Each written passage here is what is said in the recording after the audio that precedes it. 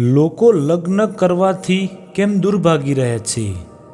મિત્રો, સવાલ બહુ જબરજસ્ત છે. ઘણા લોકો લગ્ન કરવાથી દૂર ભાગી રહ્યા છે. તો પહેલાંના સમયમાં લોકો દૂર ભાગીને લગ્ન કરતા અને હવે લગ્નથી દૂર ભાગે છે. લગ્નથી દૂર ભાગવા માટે ઘણા બધા પરિબળો જવાબદાર હોઈ શકે છે. Number 1, phone. હવે તમારા જીવનસાથીની જગ્યા ધીમે ધીમે ફોન લઈ રહ્યો છે. તમારે કોઈ પણ પ્રશ્ન હોય કે સમસ્યા હોય તો ફોન પાસેથી ઉપાય કે જવાબ મળી જશે. લોકો પોતાનો કિંમતી સમય પરિવારને આપવાને બદલે ફોનને આપી રહ્યા છે. નંબર 2, જવાબદારી.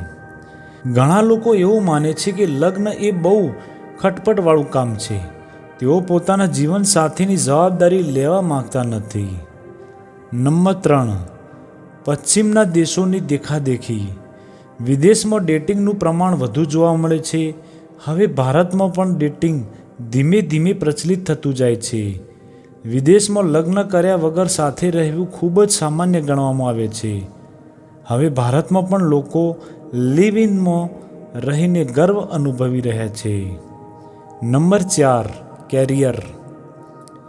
હવેની યંગ જનરેશન કેરિયર પર ખૂબ જ ફોકસ કરે છે. લગ્નની ઉંમર હોય ત્યારે જોબ અને ધંધાને પ્રાધાન્ય આપે છે. જ્યારે લગ્નનો વિચાર આવે છે ત્યારે મોડું થઈ ગયું હોય છે અને સારું માંગું મળતું નથી. નંબર 5, બોલિવૂડ. ઘણા ફિલ્મી સિતારો લગ્ન કર્યા વગર ખુશીથી જીવે છે. તેમને જોઈને ઘણા લોકો વિચાર કરે છે કે આને લગ્ન નથી કર્યા તો પણ સુખેથી જીવે છે, તો લગ્ન કરીને શું ઉખાડી લેવાનું છે? વળી ઘણા સિતારાઓ લગ્ન કર્યા બાદ તલાક આપતા હોય છે. આ બધી બાબતોનો આજની જનરેશન પર ખૂબ જ પ્રભાવ પડતો હોય છે. નંબર 6, વધારે પડતી અપેક્ષા. આજકાલ છોકરો કે છોકરી બધાને 100% સર્વગુણ સંપન્ન લાઈફ પાર્ટનર જોઈએ છે. આવું ક્યારેય શક્ય નથી. ઘર કે ગાડી લેવા જોઈએ ત્યારે આપણે કંઈક ને કંઈક જતું કરવું પડે છે. તેમજ લગ્નમાં પણ કંઈક જતું કરવું પડે, પણ લોકો જતું કરવા માંગતા જ નથી. તેઓને તો એવું ઝાડ જોઈએ છે જેના પર બધા જ ફળ ઉગે, જે શક્ય નથી. નંબર 7, માંગા. હવે સમાજમાં પહેલાંની જેમ કોઈ માંગા બતાવતા નથી.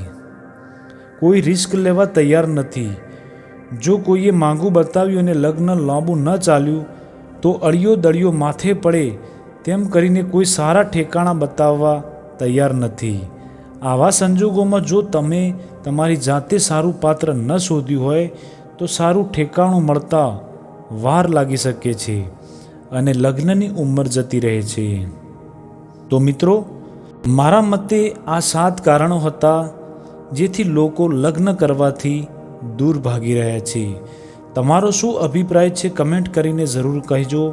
અને વિડીયો સારું લાગ્યું હોય તો પ્લીઝ વિડીયોને લાઇક, શેર અને ચેનલને સબસ્ક્રાઈબ જરૂર કરી લેજો.